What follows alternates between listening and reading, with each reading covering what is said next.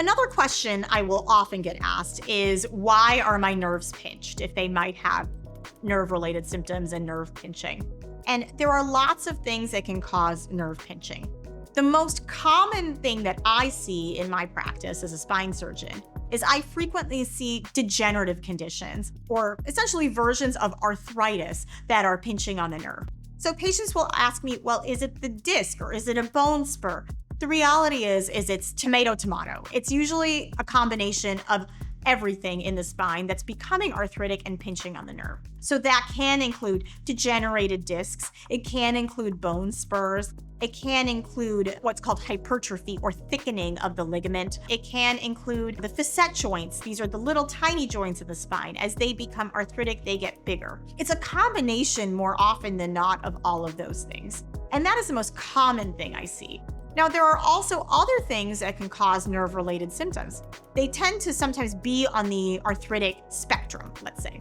So a disc herniation, that's when the jelly-like substance in the disc actually squirts out like a pimple and it pinches the nerve. And so that can cause nerve-related pain. Or sometimes patients have what's called spinal instability or abnormal motion of the spine.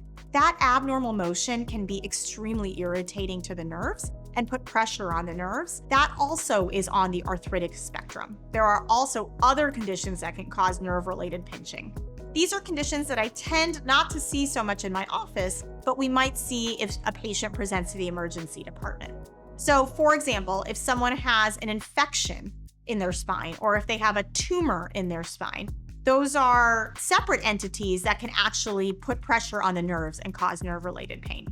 Or if someone is in a very bad trauma accident, that can actually cause like a break in the bone, a fracture, and that can cause nerve-related symptoms as well. I will say for the vast majority of patients, nerve-related symptoms are not an emergency.